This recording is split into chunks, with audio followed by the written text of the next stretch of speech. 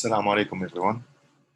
Today inshallah we're gonna continue our discussion about cancer, and we have a couple of slides to end this chapter. So just as a quick reminder, we ended the lecture, the previous lecture, by discussing the how some individuals might inherit oncogenes or mutant alleles of tumor suppressor. Okay.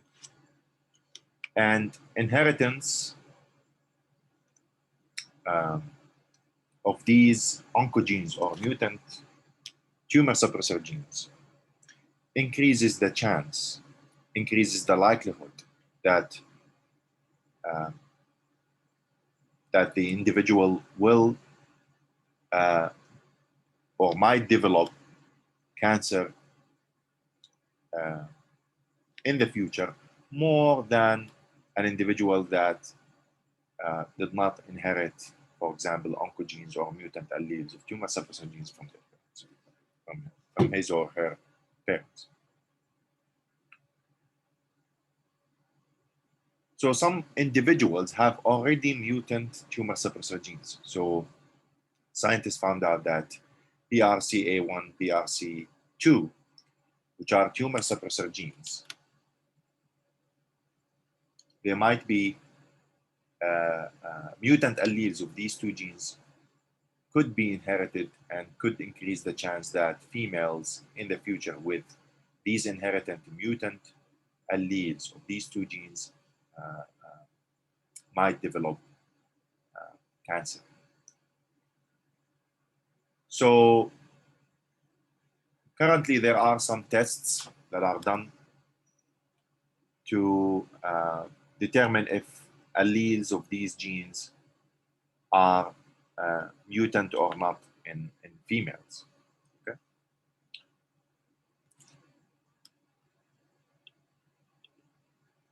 Remember that from an oncogene, you need only one copy of the oncogene, okay? But for a tumor suppressor gene, you need two mutant alleles of the tumor suppressor gene in order. So imagine if, for example, you inherit from your father and your mother one copy of a gene. Let's say that we have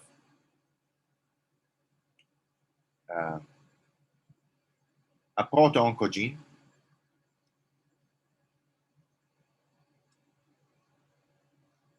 okay? And you have two alleles. So this is one allele, and this is the other allele. So you have two copies of this proto-oncogene.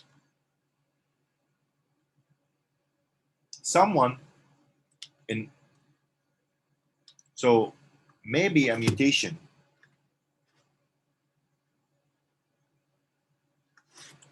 let's say affects one of the alleles. Okay, so now you have two alleles. One of them is mutant allele. So this is a mutant allele. So now it is called an oncogene. Okay, and this one is still a proto-oncogene.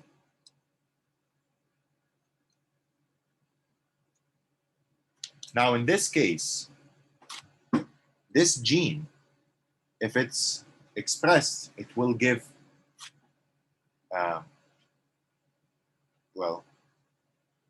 it will give what we call an oncoprotein. And this oncoprotein might lead to the development of cancer. So you need only one mutant allele of a proto-oncogene in order to become, if it becomes an oncogene, it might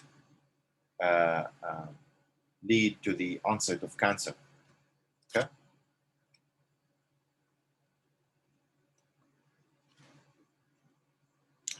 While even if there is a wild type copy, doesn't matter, because one copy, one mutant copy, or one mutant oncoallele might be enough, okay, to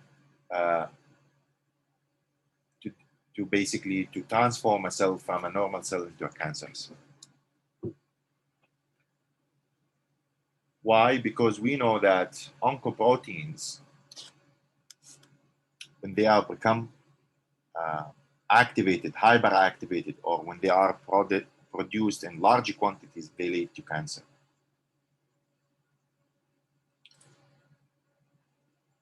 If this is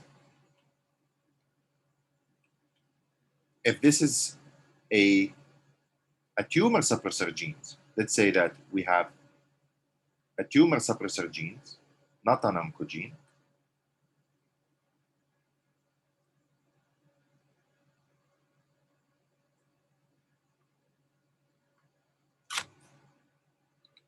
so here we have tumor suppressor gene. Now we have tumor suppressor gene. Let's say that one mutation affected one of the alleles. So here we have a mutant tumor suppressor gene allele. Now this gene allele, when it's mutated, it might not produce a protein, okay?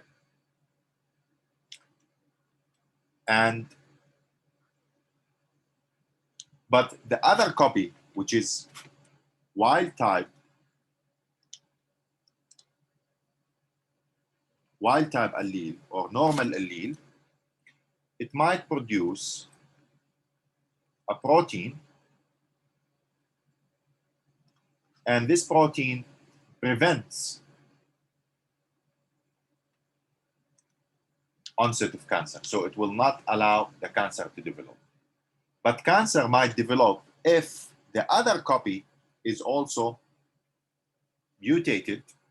So now we do not have a protein to prevent cancer. So now we might have onset of cancer. So you see how mutations might affect oncogenes and tumor suppressor genes. You need both alleles of the tumor suppressor genes to be mutated in order for, let's say, for cancer to develop. But for oncogenes, you need only one mutant copy that might result in the hyperactivation or maybe of the oncoprotein, or maybe production of the oncoprotein in large quantities. Okay? So people who have already, people who have inherited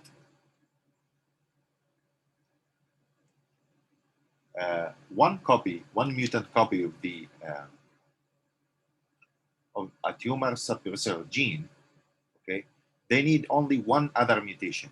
But imagine if one inherits, both copies are good copies, okay, which means two mutations are needed. So this is what is meant by predisposition. People who inherit already oncogenes or mutant alleles tumor suppressor genes, they are more likely to develop cancer in the future. Okay. The last topic on this chapter is about viruses. So a number of viruses are called tumor viruses. Okay. They can cause cancer. We have a number of these viruses mentioned in your book. We have the Epstein-Barr virus,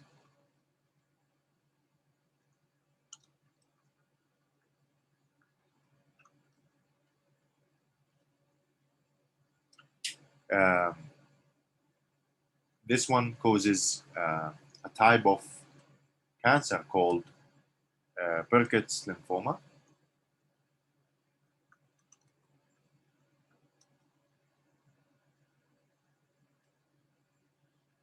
This is a cancer of the lymph node.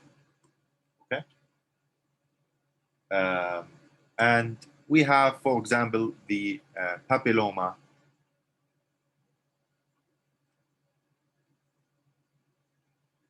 papillomavirus, or it's called HPV, or the human papillomavirus.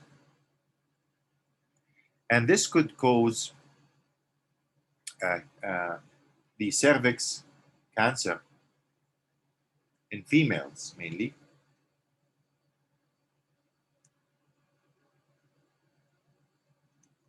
We have another virus,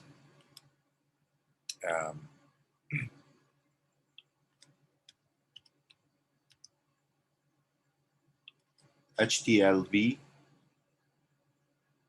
human T cell lymphotrophic virus 1. And this one can cause, for example, a type of cancer called leukemia.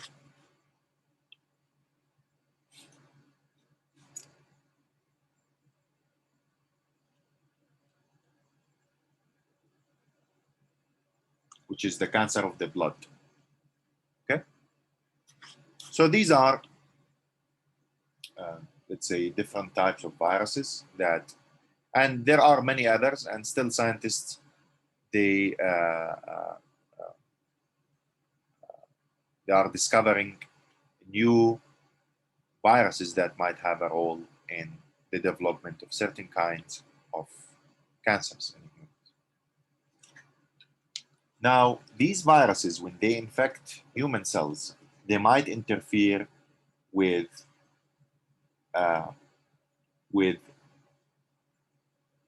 certain genes like tumor suppressor genes or oncogenes, or they might interfere with the gene expression of certain genes. So, for example, you have, let's say,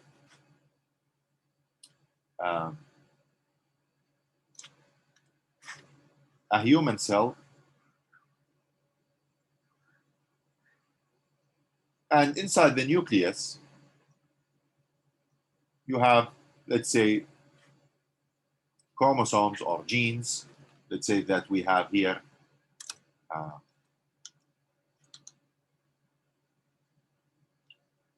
we have a tumor suppressor gene. Okay, one way a virus might cause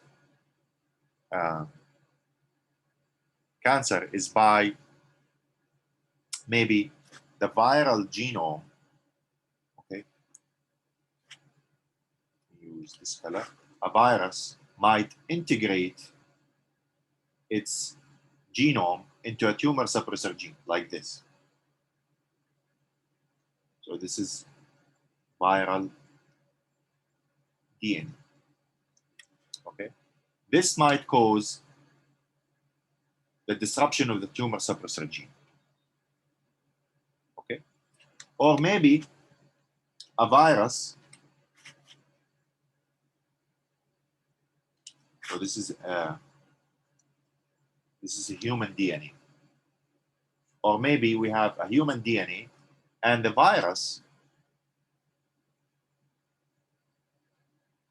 donates, let's say, an oncogene.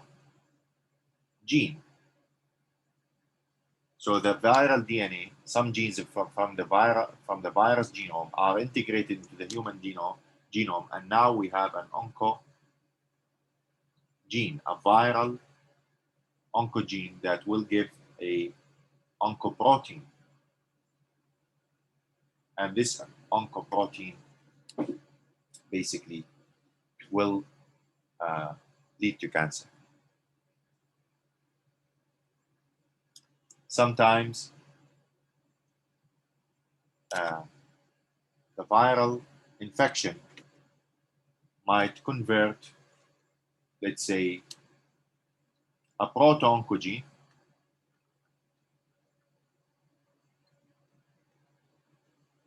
into an oncogene. So this one is basically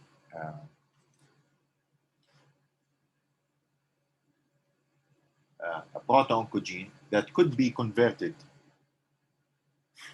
by certain mechanisms, which we will not be discussing here, but it could increase the expression of an oncogene, a proto-oncogene, and now this gene becomes an oncogene. So now it becomes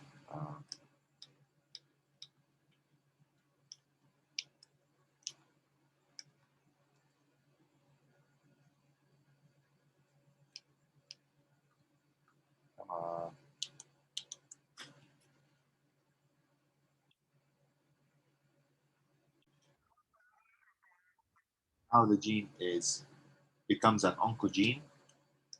So one way or another, the virus will convert the proto-oncogene into an oncogene. Okay? So this is an oncogene that used to be a human proto-oncogene.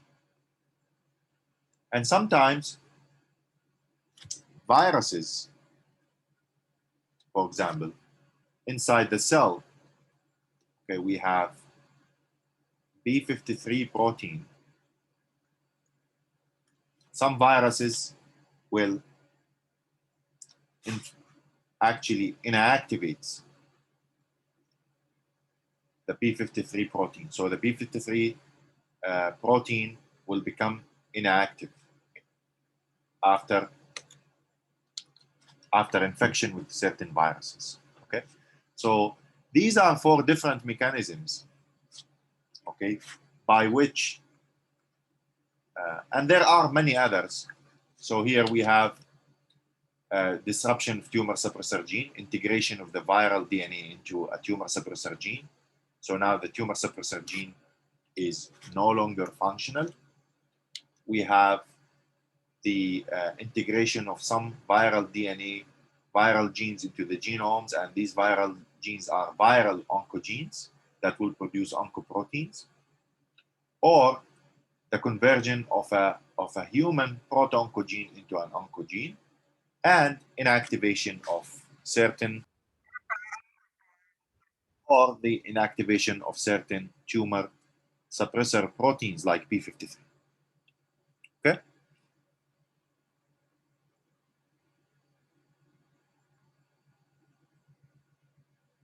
Questions?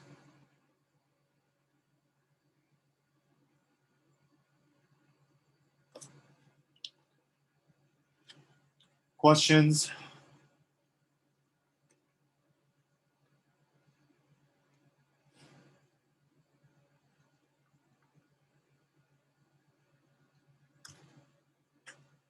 No questions?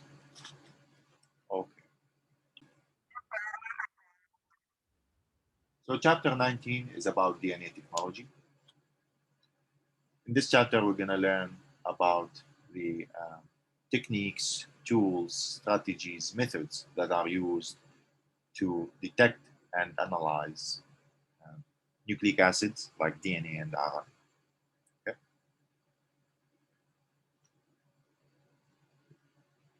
So the first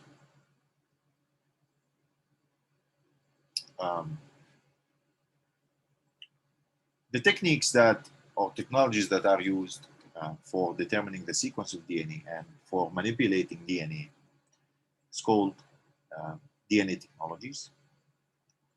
In biotechnology, we try to use or to manipulate this DNA in order to make useful products.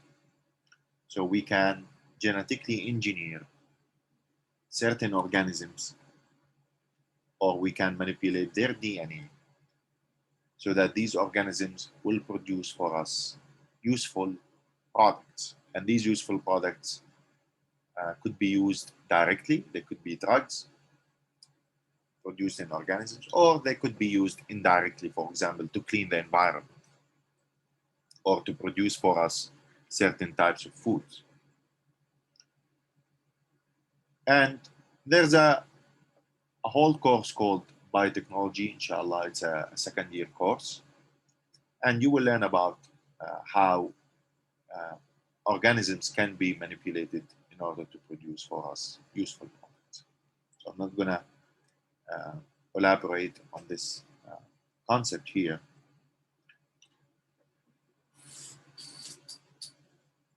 Today, inshallah, we're gonna skip DNA sequencing and we're gonna start with DNA cloning, then we will come back to DNA sequencing. So many of the DNA technologies or methods or strategies or tools that are used to manipulate DNA relies on the principle of nucleic acid hybridization.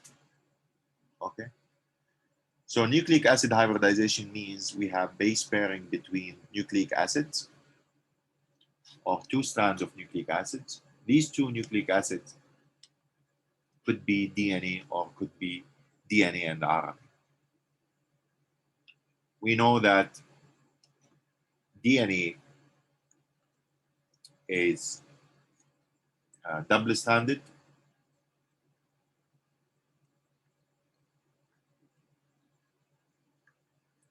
Double-stranded means we have base pairing between two strands of DNA. And these two strands of DNA are running in opposite directions. So here we have base pairing. Okay? But also we could have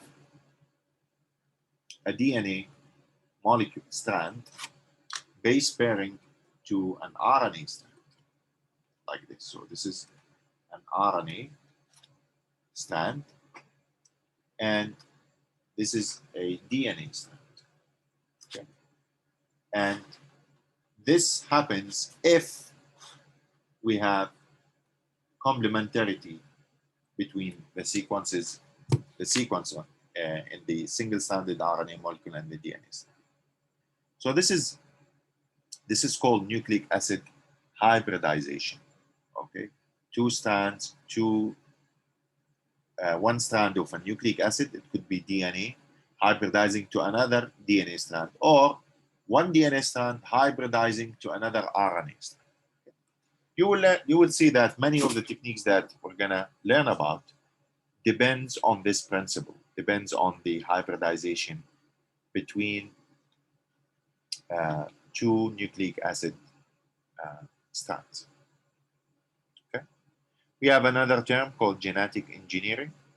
This is basically the direct manipulation of genes for practical purposes, for producing a useful product. And when I say manipulation, okay, manipulation involves maybe adding nucleotides, changing nucleotides, removing nucleotides,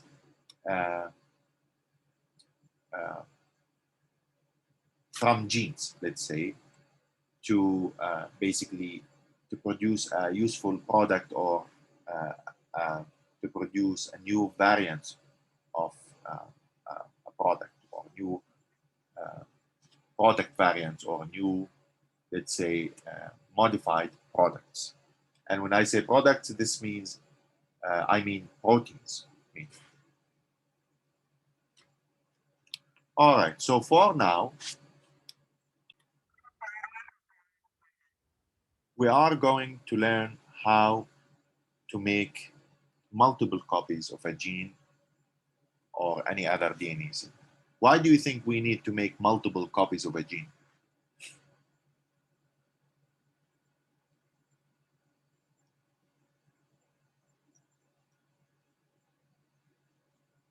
Why? Why scientists always want to make thousands of copies of a gene or a DNA fragment? Why do you think is that?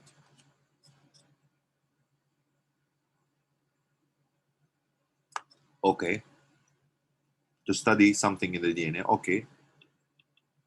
Why do we need thousands of copies of that DNA? Why we don't study that DNA and have only one copy of that DNA and study it?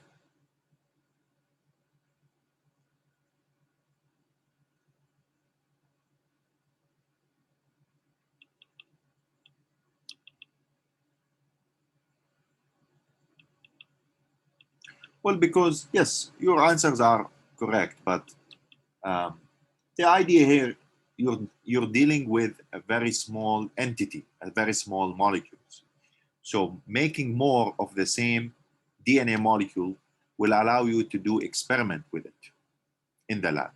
Okay, so DNA or genes, they are very small molecules, and we need to make thousands or millions of copies of these molecules in order to be able to manipulate them, analyze them, detect them, and introduce changes to these DNA molecules. Okay, so one way of making copies of a gene or a DNA fragment, any DNA fragment or DNA segment, is by using a process called DNA cloning.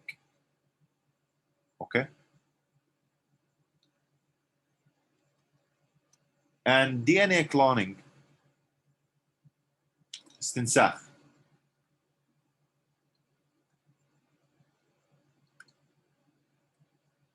So cloning is basically making more copies. So we could define cloning in general. So here we're going to discuss cloning, DNA cloning specifically, but cloning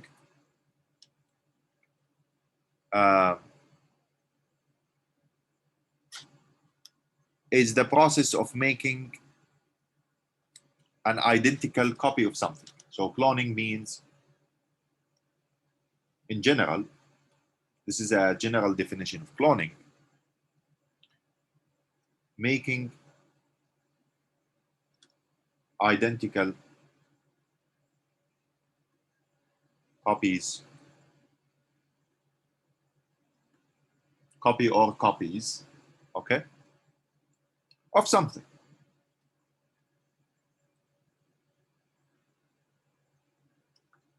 Now, it is important that this something, it could be DNA, it could be a cell, or it could be a whole organism. Okay, today we're just gonna learn about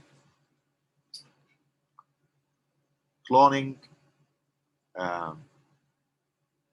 DNA, and later on we will see how we can clone cells or whole organisms. Okay, and it's very important that we are making identical copies. Identical. Identical means متطابق. Okay.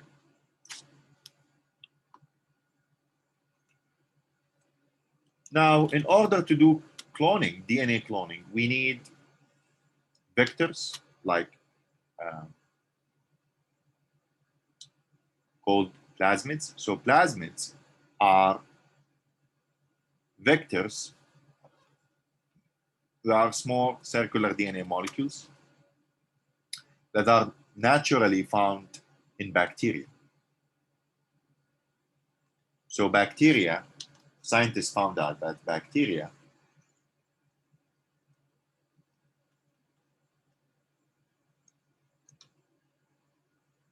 they have their own genome, and by the way, their own genome is circular. So this is, let's say, bacterial genome, or we could call it bacterial chromosome.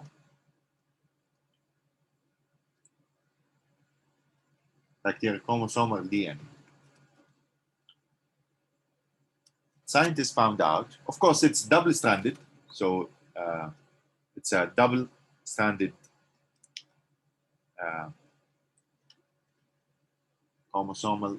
It's double-stranded, so I did not draw it like a double-stranded, but you understand it's double-stranded. But also scientists found out that some types of bacteria, or many types of bacteria actually, not sometimes, they might contain these small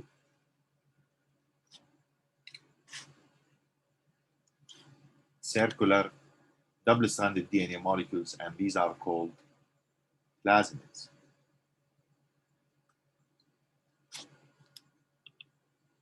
Okay.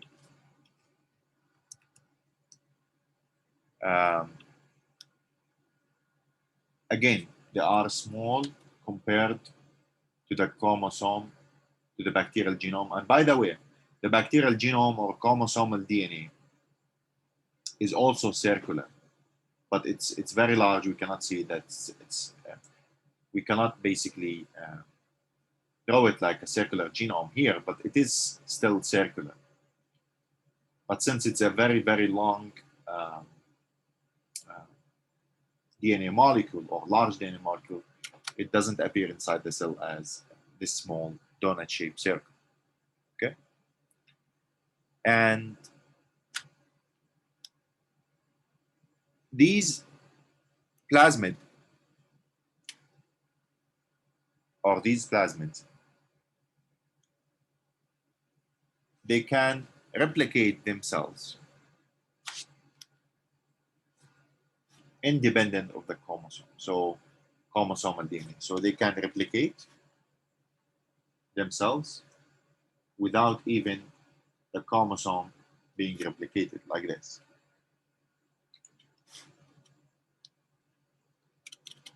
So they can make more copies of themselves. So they replicate separately from the bacterial chromosome.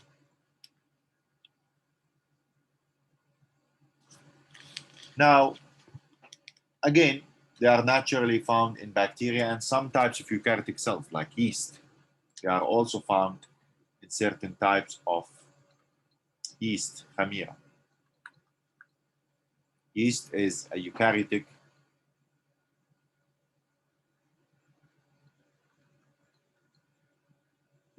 cell, eukaryotic unicellular organism.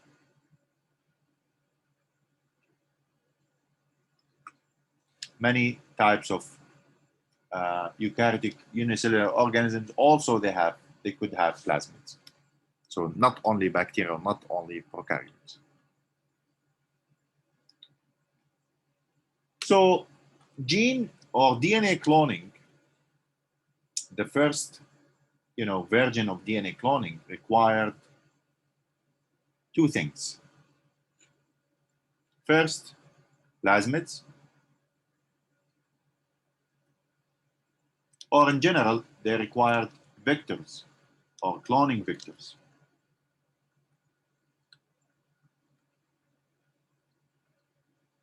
One type of cloning vector is called plasmids. So plasmids are one type of cloning vectors. There are, and also enzymes. And we will talk about these enzymes, inshallah, maybe today or tomorrow. But plasmids are type of cloning vectors.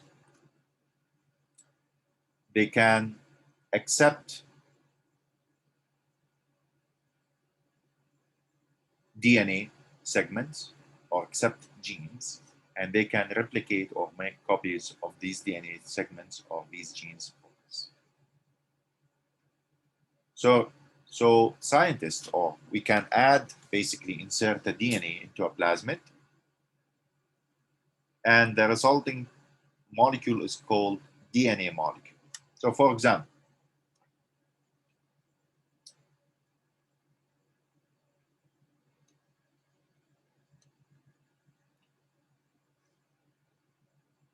this figure shows the major steps that are done during DNA cloning. So we take plasmids from bacteria. Let's say we want to make copies of this gene of interest, and this is a human gene, let's say. So we take the human gene from a human cell, okay, and we add it to the plasmid. How we add this gene to the plasmid, we will learn about this, inshallah, maybe today or tomorrow. But a plasmid is a cloning vector. It's one type of cloning vector. Okay, it can accept foreign DNA. Foreign gharib means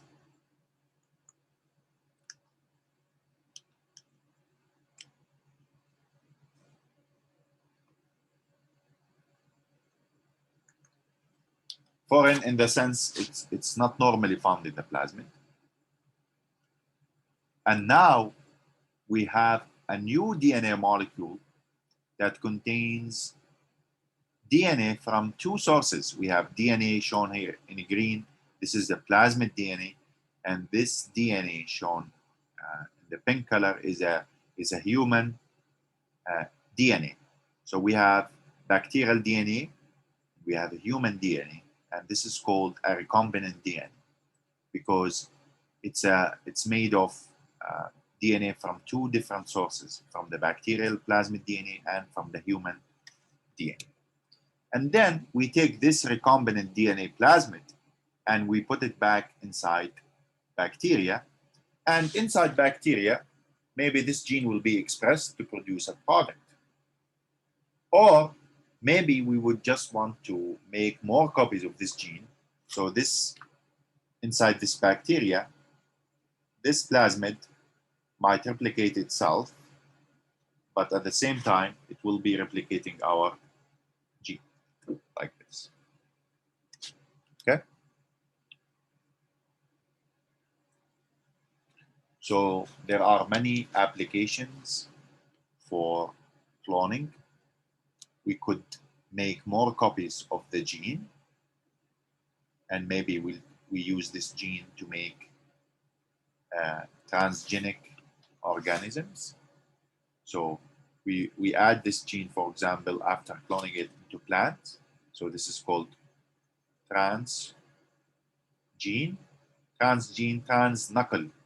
And this transgene is added to plants, and now the plants are called, these plants are called transgenic plants. Okay? Because they have foreign gene added to them. Maybe this gene will improve the characteristics or the properties of these plants. For example, make them pest resistant. So this gene, if it's added to this plant, the plant will become pest resistant, مقاوم للحشرات, for example. Or maybe we could use the gene that we cloned into the plasmid so that the bacteria will express this gene and produce a protein, and this protein could be used as a drug. So maybe we express a protein, a human growth hormone, hormone النمو, that is used to treat people who have stunted growth. Stunted growth means نمو متأخر. Okay? Or maybe we use it to treat certain diseases of the heart. Or maybe we introduce the gene, this gene, into bacteria, and this bacteria clean the environment for us. For example, clean water from toxic waste, from petroleum waste, from harmful waste, harmful chemicals that might contaminate our environment. Okay? There are hundreds of applications of DNA clone.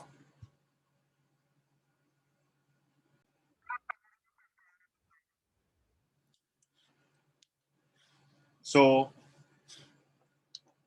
we have something called DNA cloning.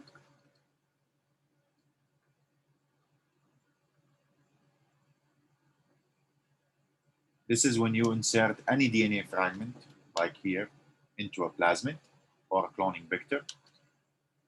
One type of DNA cloning is called gene cloning. Gene cloning, this is when you insert a DNA fragment that contains a gene into a cloning vector. Okay? So we could clone a gene or a DNA fragment that contains a gene. We could clone a DNA fragment that does not contain a gene. Okay.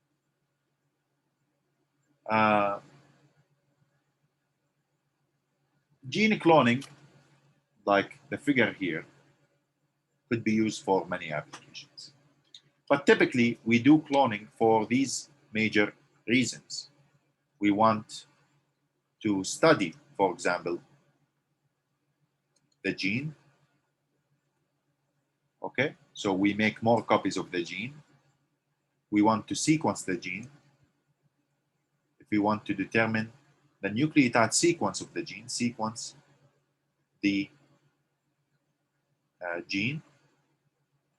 So sequence the gene means determine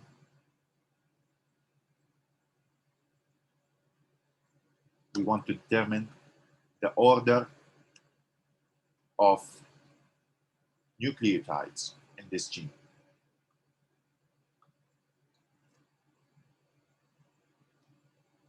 Or maybe we want to express the gene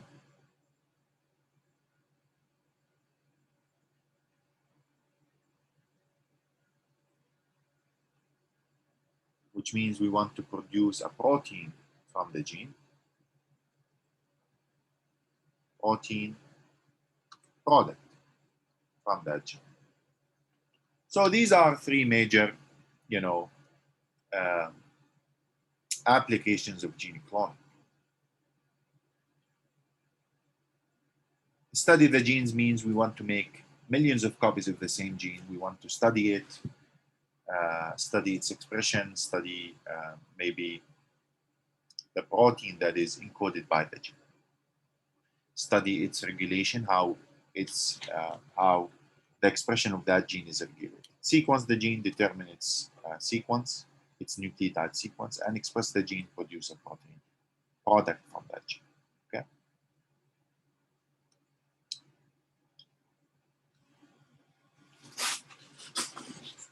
DNA cloning, or the earliest versions of strategies used for cloning, also required the use of enzymes. So remember, I told you that cloning in general requires cloning vectors like plasmids and enzymes. One of these enzymes is called restriction enzymes, and they are also taken from bacteria. So these are bacterial enzymes. Restriction enzymes are enzymes that can cut the DNA molecule for us at a specific sequences called restriction sites. So they are like scissors. They can be used to cut the DNA. Okay. Also, we have other enzymes. Another enzyme that is important for cloning, which is the DNA ligase. So restriction enzymes cut DNA. DNA ligase can paste DNA molecules. Okay.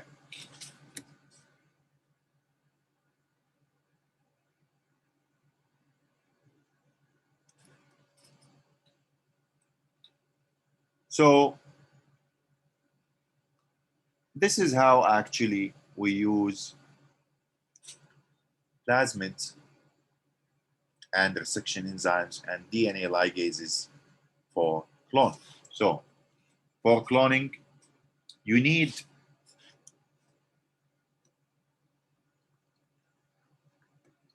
for DNA cloning, you need these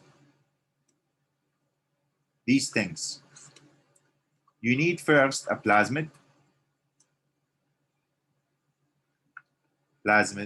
molecule. Also, you need DNA to be cloned. It could be, for example, a DNA that contains a gene, for example. You need also restriction enzymes.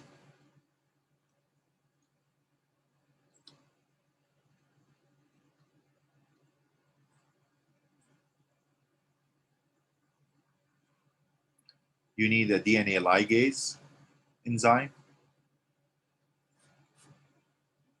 And the fifth component that is typically needed is in most cloning procedures, you need host cell, a cell that will accept the plasmid. Typically, it's bacteria, but it could be a eukaryotic cell, bacterial cells. Okay. So these are the things that you need in order to do cloning.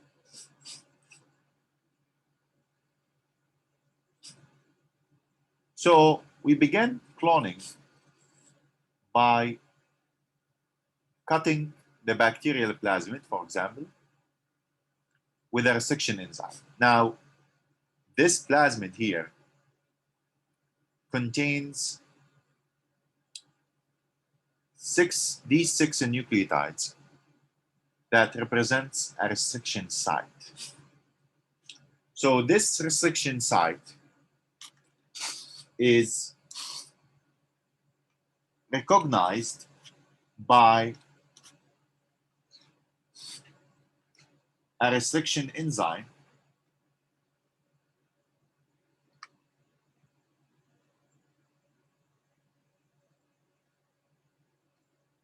called EcoR1. So EcoR1 is a resection enzyme that can bind to this sequence whenever there is a sequence like this in the DNA, whether it's bacteria or other type of DNA. And then the resection enzyme will cut both strands, okay, between the G and the A. The G and the A, like this. Okay? So resection enzymes typically they break phosphodiester bonds. So here we have between adjacent nucleotides within the same chain or within the same strand. These are called phosphodiester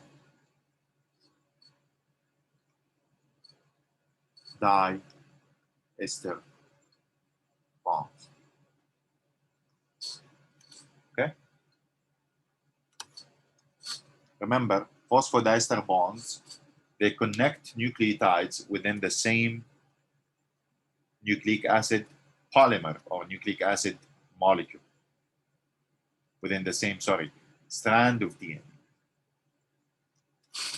Remember that also we have hydrogen bonds between complementary nucleotides on both strands. Okay, so these are hydrogen bonds.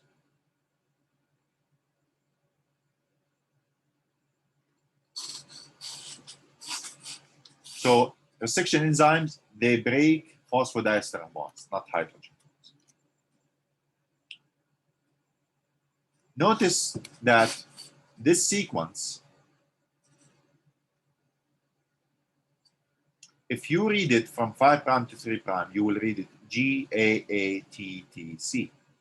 If you read it from 5' to 3' on the other strand, so if you read this sequence from here, it will be read as GAATTC. If you read it from the other strands in the same direction, it will also be read as GAATTC. For example, if you read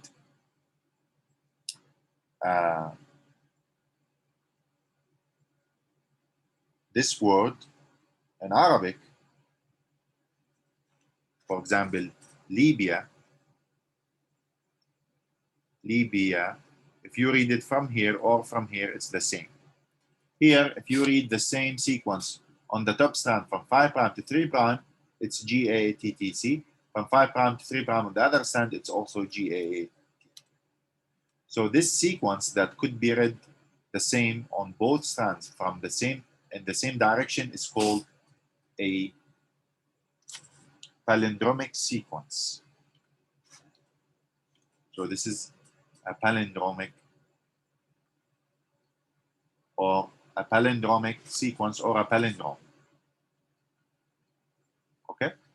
So resection enzymes, they recognize specific sequences, and these sequences are palindromic sequences. Okay. Now, this particular sequence is recognized by the restriction enzyme EcoR1. The restriction enzyme binds. Okay. And once it binds, it will make a cut between the first nucleotide of the palindromic sequence and the second nucleotide here, and the first one, second, to generate what we call sticky ends. So this is a sticky end, and this is another sticky end. Sticky means, what's the meaning of sticky in Arabic?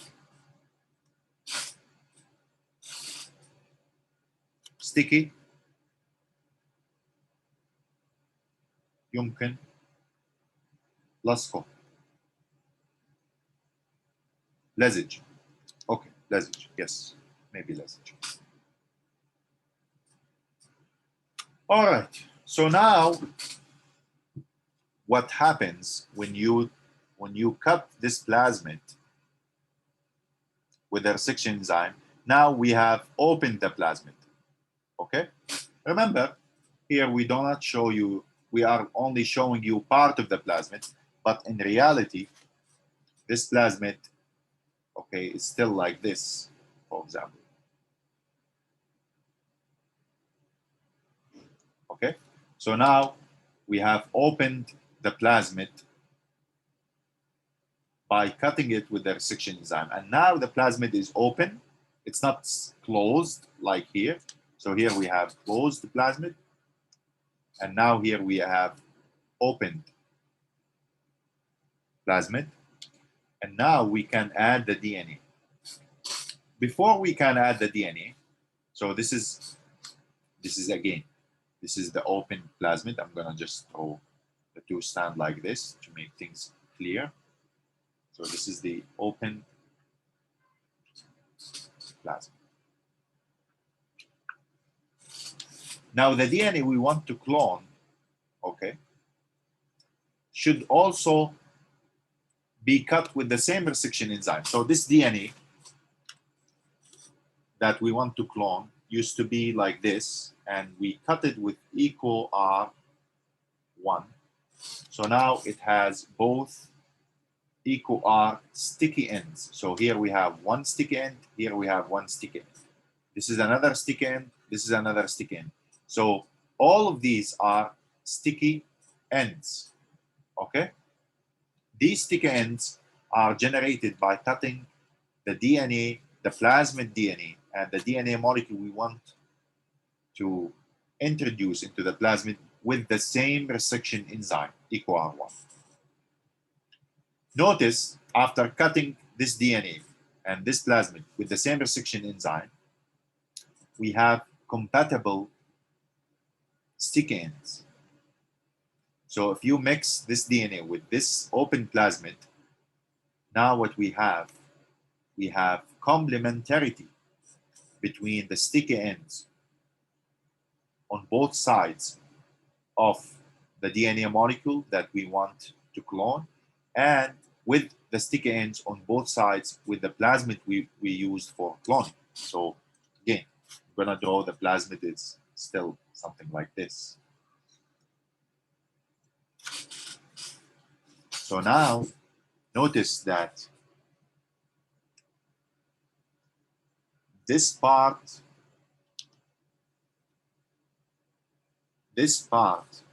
single-stranded part of the fragment that we want to clone is complementary to this single-stranded part of the plasmid that we will be used for cloning. Same thing here. This single-stranded is these TTAA. They are complementary to AATT on the plasmid. That's why they are called sticky ends, because they could stick together like this. And now we have what? We have hydrogen bonds forming between these complementary single-stranded regions on the plasmid, or between the sticky ends on the plasmid and on the DNA to be cloned. But we still here, here, and here. These are called gaps. Gaps, فجوات, which means we do not have here a phosphodiester bond linking this G with this A with this G, this A with this A with this G with this A. So we have to add a DNA ligase that will seal these gaps. So a DNA ligase will basically introduce phosphodiester bonds between these nucleotides, like this. Okay? So again, this is a plasmid, still a plasmid, circular plasmid, like this. So the DNA ligase seals the strands or make phosphodiester bonds. So now we have a recombinant DNA molecule, a circular recombinant DNA molecule, or a recombinant plasmid, because this plasmid is made of two DNA from two different sources. Okay? And you have to understand that, remember here, this plasmid contained only one restriction site. But after cloning, this plasmid contains two restriction sites. One is here, one is here, here. So if you write the sequence here, it will become GAATTC.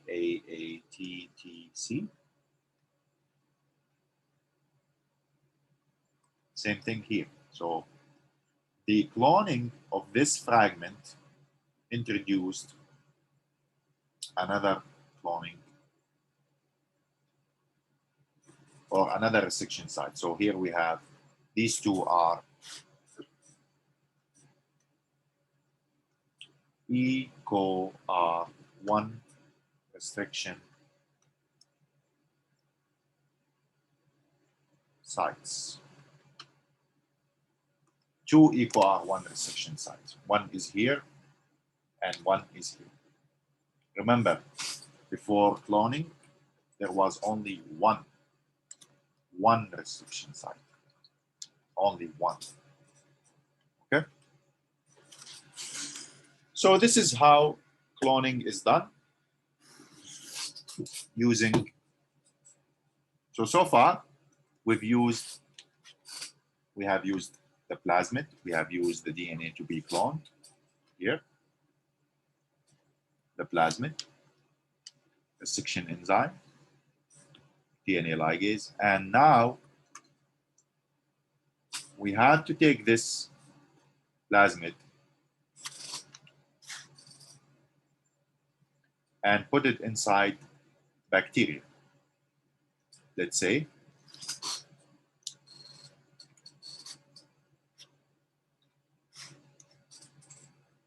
so we have to introduce the plasmid introduced into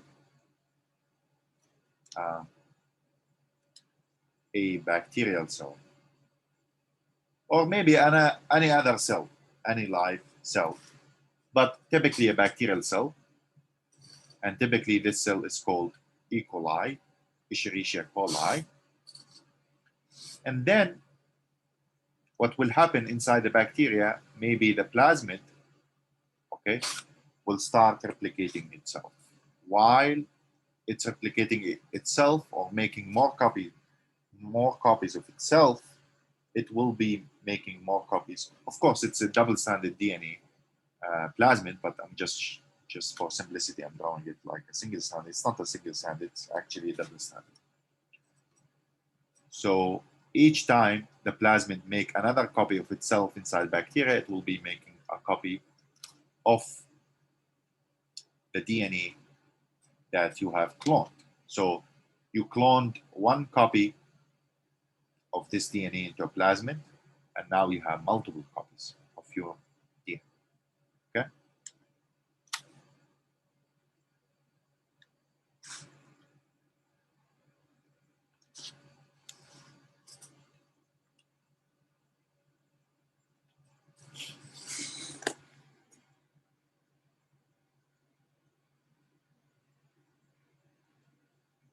Questions so far?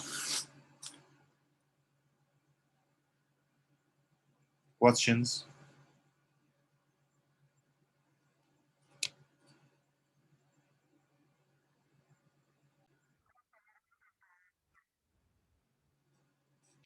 So now I'm just gonna repeat what we have just learned about DNA cloning, but I'm gonna put all steps in the same slide. So we start with, let's say, plasmids. And we don't just like in textbooks, we do not start with one plasmid molecule. We have, let's say,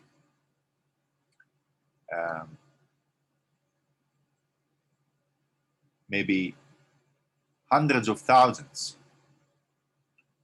of, or maybe millions. So 10 to the power means millions of plasmid molecules. Okay? So we have millions of plasmids that we use for cloning. Then, of course, we cut these millions of plasmids with, let's say, an enzyme, a restriction enzyme called EcoR1. And now we have millions of copies of plasmids that are open, okay, like this. And they are ready to accept. So these are opened plasmids. I'm going to show only one plasmid, but there will be, again, millions of open plasmids. At the same time, we have, let's say, millions of copies of DNA molecules that are all maybe, or maybe we have DNA molecules that we want to clone.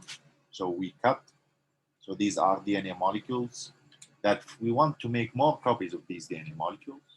So we cut them with EcoR1 to generate. So here we might have, let's say, these are DNA molecules to be cloned. We want to clone these DNA molecules. They could be identical DNA molecules. We have a couple of copies of these, maybe hundreds or thousands of copies. And we cut them with the same restriction enzyme to generate, of course, DNA molecules that will have sticky ends like this, maybe. Okay? Now, notice here, we have these sticky ends, okay? Here and here. And these sticky ends, these are compatible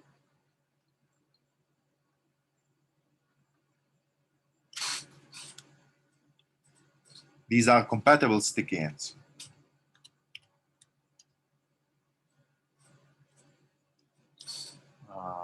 Maybe here we have an I. It's the compatible sticky ends. Okay.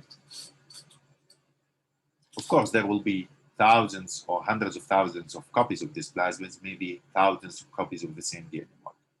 But the idea is that we take these molecules, we take the plasmids, we mix them together, okay, and we add the DNA ligase enzyme so that the DNA ligase enzyme will basically generate for us recombinant plasmids, for example. I'm just going to draw two, but there might be thousands of these plasmids. Okay? So now we have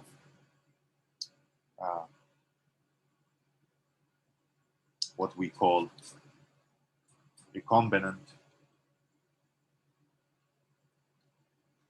plasmids.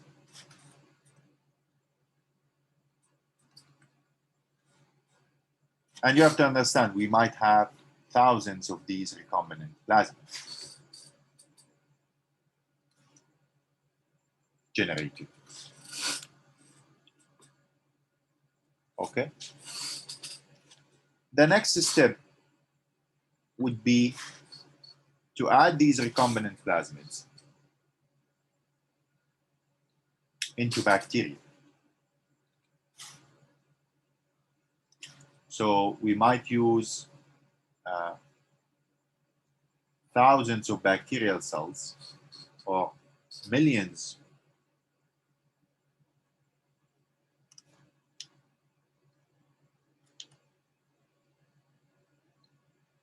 of bacterial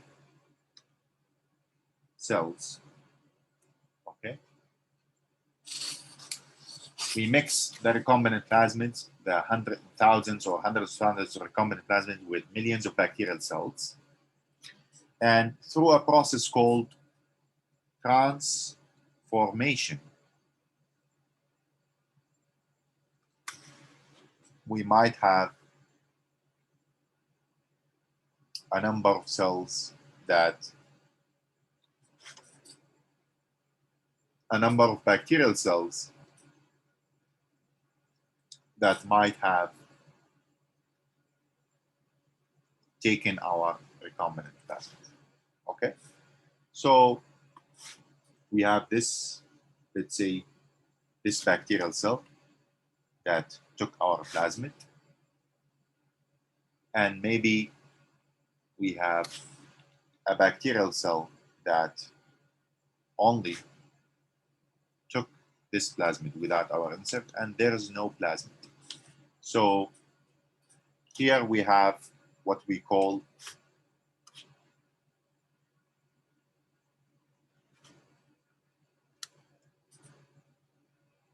recombinant cells or transformant cells.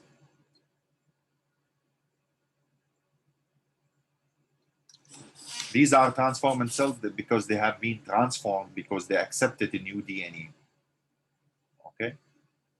Of course, we want the bacterial cells that took our plasmid, and this plasmid is carrying our DNA molecule to be formed. So we want, actually, we want this cell. Some cells will not take the plasmids. We don't want them. Okay? And some cells might, so not all plasmids will take DNA fragments. Some plasmids might not take, so some DNA fragments like this might not be inserted into plasmids. And some plasmids, after you add the DNA ligase, they might self-ligate back.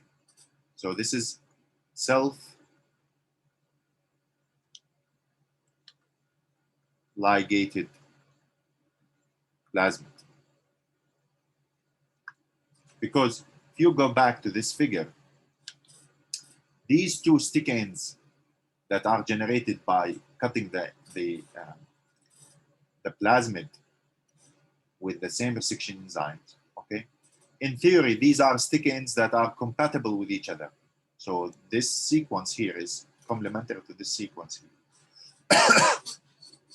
So if you add a DNA ligase, the DNA ligase might take this fragment and insert it and ligate it to the plasmid, but also the DNA ligase might ligate back the plasmid. So now the plasmid is back to becoming circular, but without accepting this DNA fragment.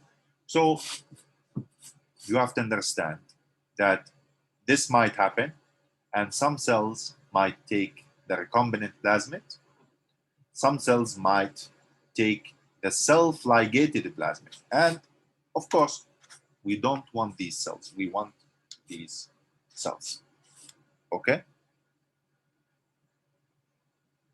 Let me stop here. Inshallah, we will continue tomorrow, inshallah.